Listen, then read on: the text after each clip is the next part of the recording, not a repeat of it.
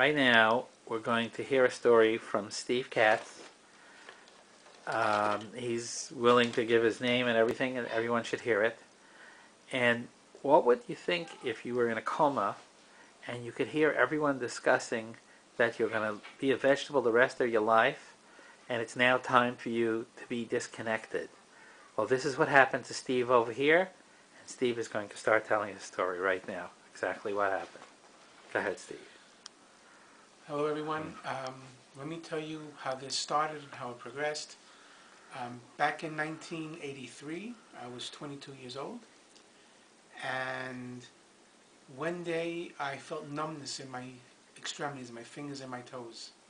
I didn't think much of it. I thought I had slept badly, so that's why I was waking up like that.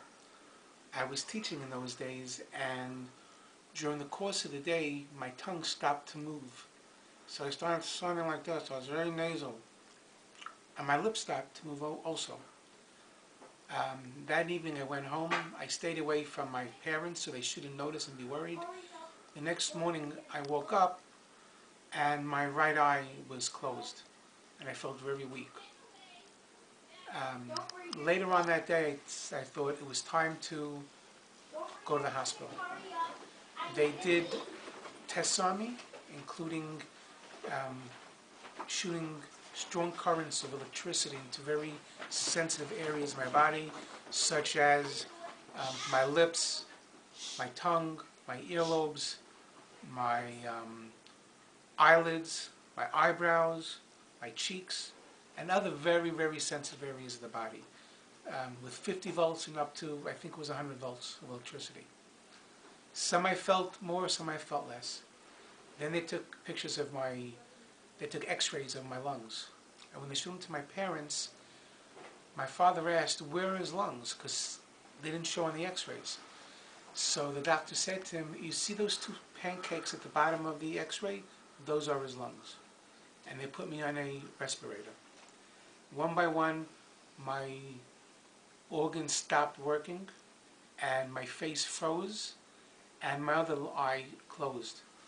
And I couldn't move my hands or my legs at all, and I couldn't breathe normally. My chest muscles had frozen too.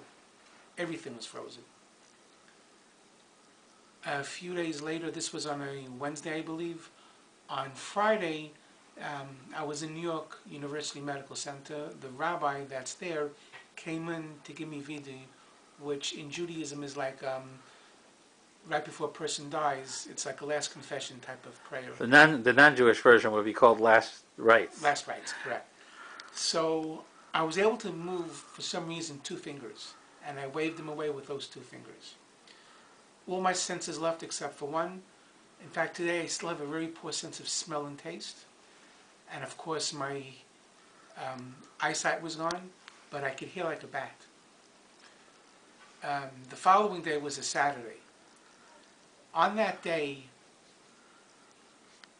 was also my Jewish birthday. It was my English birthday, my Jewish birthday, and it was the anniversary actually of my bar mitzvah, and the part of the Torah that you learn, that you read on that day, was the same one that I had when I was 13. Anyway, the paralysis that day went to my heart. My heart stopped. When my heart stopped, I'm not sure what happened to me, but I could smell for the first time in more than a week. I could smell delicious cake and freshly baked bread. And the thing is, I'd never smelled freshly baked bread or freshly baked cakes or pies. It was wonderful. Well, you recognized what the smell was I anyway. knew what the smell was. What was incredible to me was I had no sense of smell. So how was I smelling this? And then I saw something that I could only describe to you, because we live in a physical world, as lights, balls of lights. And as it turned out, I was able to recognize them. They were apparently the souls of members of my family who had been killed during the Second World War, or had died right before the Second World War, and a few that had died afterwards. Now, even though you had never met them, except for one person, I never met any of them. But you knew instantly who they were, even though you never met them. In fact, there was one small one. I'll say small because I recognized it was of a small child. And a few months later, I asked my father. He had a sister who was killed by the Nazis when she was 5. Her name was Miriam. And I asked him, did she do this? Did she play with her black hair like this?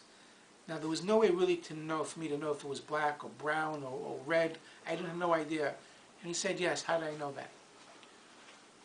They said a lot of things to me, and they said this is what basically, they told me what was going to happen in the future, and I forgot all of it. Except when something happens, I remember that I've been told. I knew I had to come back, and as I'm coming back, I said, you want me to say that I was here, but what's the proof? How am I going to show anyone?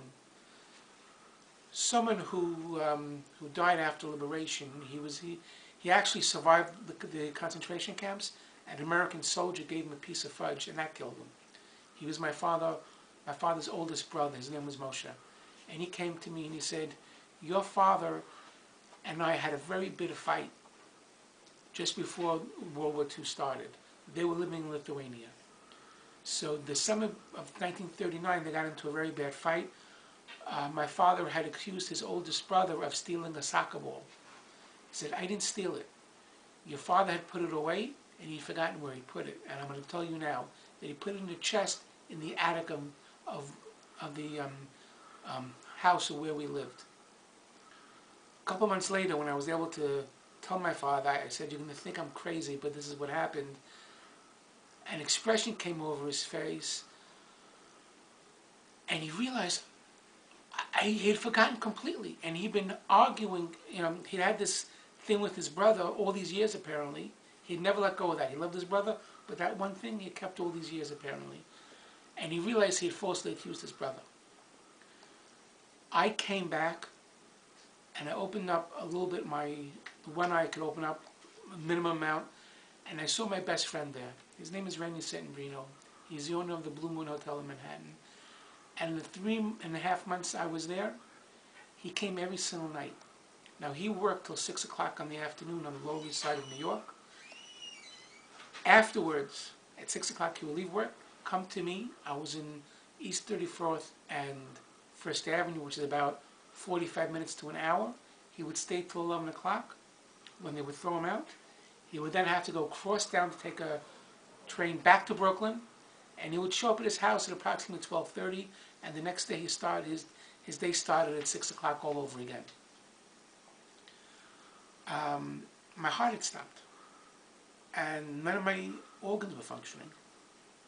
So a couple days later, the doctor said to my parents, listen, he's never going to be anything more than a vegetable. He's never going to talk again.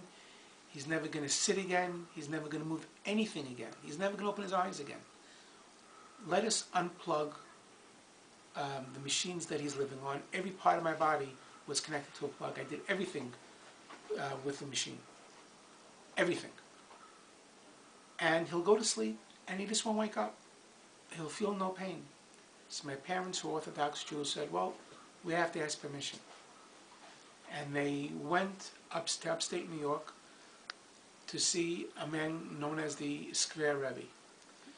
The old Square Rebbe, not the one from today. No, the one from today. The one from Oh, the one from today? Now, to give you an idea who this man is, he comes from a Hasidic dynasty. My mother, my grandmother took me and my oldest sister, Toby, to see him back in the middle 1960s, around 1965, 1966. She took my oldest sister because she was short and she wanted a blessing for her to be taller. And he said, I'm not going to give her a blessing to be taller. I'm going to give her a blessing to marry young. She married when she was 18, and she just celebrated her 39th wedding anniversary last month. The day before my grandmother took me, a neighbor of ours smacked my mother in the face. I was very, very skinny. And she said, if you don't start giving Stephen food to eat, I'm going to have him taken away from you from child welfare. So my mother was very worried. So she asked for a bracha, a blessing for me to have an appetite. And as you can see, it was filled in all its details. Which actually at this time, when I'm sick now, in this time period, that's one of the things that saved my life. The fact that I didn't weigh what I do now, but I was definitely overweight. I lost a tremendous amount of weight at the time. I lost something in the area of 78 or 80 pounds in